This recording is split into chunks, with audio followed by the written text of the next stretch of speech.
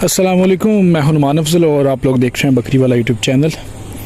आज के इस वीडियो के अंदर मैं बात करूंगा बकरियों के कीड़ों के ऊपर कि उसके जो अंदरूनी और बिड़ूनी कीड़े होते हैं इसके ऊपर डिटेल के साथ इंशाल्लाह ताला बात करेंगे।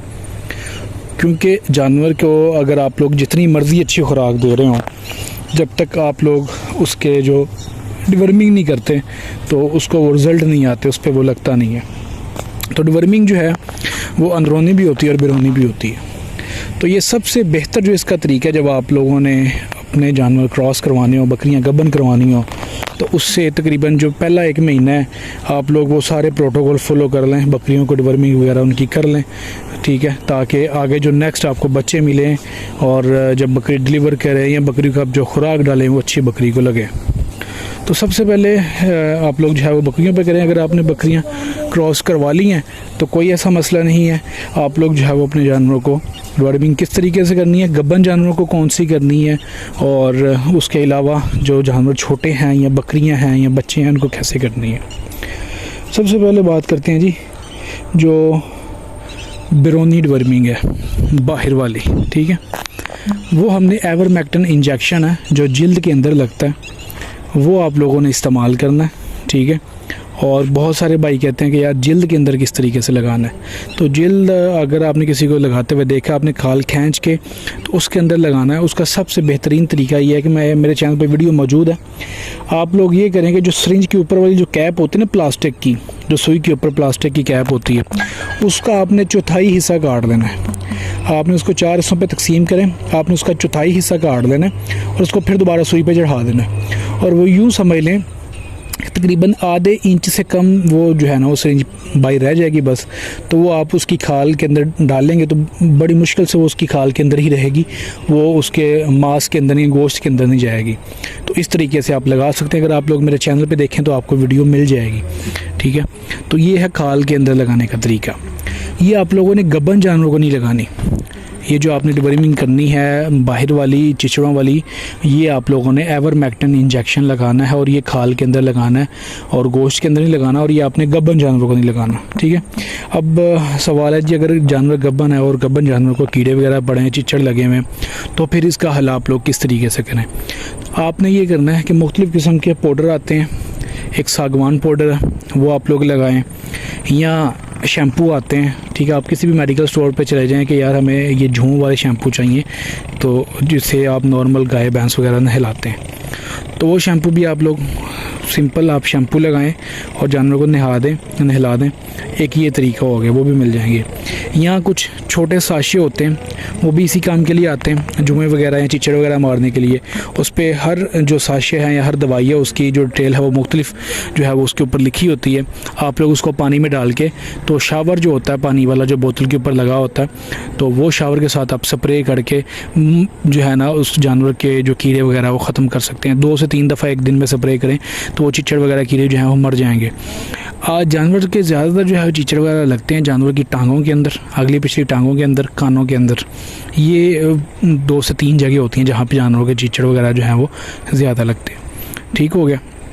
अब हम आते हैं जी इस बात पे, और स्पेशली आपने जो छोटे बच्चे हैं ना, महीने 1.5 से छोटा जो बच्चा है, उसको भी आपने इंजेक्शन नहीं लगाना, उसको भी आप लोगों ने यही करना है, स्प्रे वगैरह या पाउडर वगैरह सागवान पाउडर लगा देना, उससे उसके चिचड़ वगैरह मर जाएंगे। अब हम बात करते हैं जी हमने डिवर्मिंग करनी है इंटरनल, अंदर वाली, कि हम अंदर जो पेट के अंदर कीड़े हैं, जिगर के कीड़े जिनको बोलते हैं, वो हमने किस तरह अपने जानवरों के ख़त्म करने हैं। तो उसके लिए आप लोगों ने अपने जानवरों की डिवर्मिंग करनी है। उसके 2 शॉट आपने देने हैं। मिसाल के तौर पे अगर आपने आज डेट है 8, अगर आपने आज डिवर्मिंग की है ना, तो फिर दोबारा आप लोगों ने जो है वो 18 डेट को करनी है। कुछ लोग 10 दिन रिपीट कर लेते हैं, कुछ लोग जो है वो हफ्ता करते हैं, कुछ 15 करते हैं, लेकिन हम जो है वो हम 10 दिन बाद रिपीट कर देते हैं। आज अगर हमने की है 8 को, तो आप दोबारा 18 को कर सकते हैं। अगर आपने 15 दिन बाद करनी है तो कोई मसला नहीं, लेकिन 15 के ऊपर नहीं करनी। उसका ये होता है कि जो कीड़े होते हैं वो तो मर जाते हैं, लेकिन उनकी जो आगे अंडे वगैरह होते हैं, जो उनकी आगे फर्टिलिटी हो रही होती है, तो वो दोबारा 15 दिन बाद जो है वो दोबारा होना शुरू हो जाती है। तो इसलिए एक दफ़ा आपने दवाई आज देनी है, एक दफ़ा आपने 15 दिन बाद देनी है, ठीक है। तो वो दवाई आप नीलजान है, ठीक है, और नीलवर्म है, और ICI की एक थंडर आती है। तो ये 2, 3, 4 किस्म की हैं। तो आप लोगों ने करना ये है मैं आपको सिंपल समझा, सारी चीज़ मेडिसिन जो हैं वो कारामद हैं, सारी मेडिसिन काम करती हैं, जो आपको मिल जाए उससे आप जो है वो अपना काम चला सकते हैं। मिसाल के तौर पे अगर आप लोगों ने आज नीलजान से डिवर्मिंग की है ना 8 तारीख को, और आपने 18 तारीख को नीलवरम से कर देनी है, आपने मेडिसिन चेंज कर देनी है, ठीक है, या थंडर से कर देनी है। आज जो मेडिसिन देनी है वो आपने 10 दिन बाद वो नहीं देनी, फिर दूसरी मेडिसिन से करना, साल्ट चेंज कर देना, ठीक है। इस तरह ये होता है कि जो पेट के कीड़े होते हैं वो थोड़ा सा यूज टू हो जाते हैं, ठीक हो गया। ये हो गया एक तरीका नॉर्मल जानवरों को। अब हम बात करते हैं जी जो गब्बन जानवर उसकी डिवर्मिंग जो है वो इंटरनल करनी है हमने, तो वो किससे करें। जो गब्बन जानवर है उसकी जो आप लोगों ने डिवर्मिंग करनी है वो अल्बेंडाजोल साशे आता है, उस साशे के साथ जो है वो आपने करनी है। अगर आपको महसूस हो रहा है कि यार गब्बन जानवर है और इसके पेट में कीड़े हैं, पहले तो एहतियात करें। अब मैं आपको निशानियाँ बताता हूँ कि पेट में कीड़े जो हैं वो जानवर के हो सकते हैं, उसकी निशानियाँ क्या है। उसकी जो सबसे बड़ी निशानी एक ये होती है कि जानवर जब मेंगनियाँ करता है तो वो एक जुड़ी हुई आती हैं। मेंगनी होती तो बाहर अलग अलग है, लेकिन जुड़ी होती हैं, एक लेसदार सा मादा होता है, जुड़ी हुई मेंगनियाँ करता है, ठीक है ना। और उससे हो जाता है। फिर एक आई टेस्ट होता है, आप लोग जानवर की आंख चेक कर सकते हैं। आंख के ऊपर वाला जो ये पर्दा होता है ये ब्लू है, नीला है, सफ़ेद है या ब्राउन से कलर का है, ये भी आप यूट्यूब पे सर्च कर सकते हैं। जानवर की आंख से भी पता लग जाता है और जानवर की मेंगनी वगैरह से भी पता लग जाता है, ठीक है।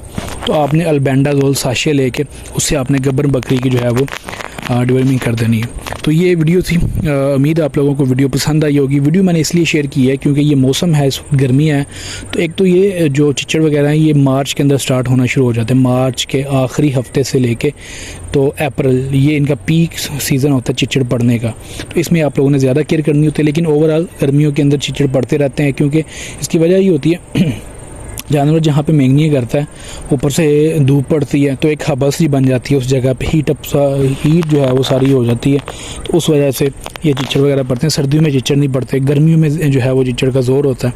तो इसलिए आप लोग अपने जानवरों को खुराक तो जो दे रहे हैं खुराक दें, साथ में अपने जानवरों के नीचे से सफाई अच्छे तरीके से करें।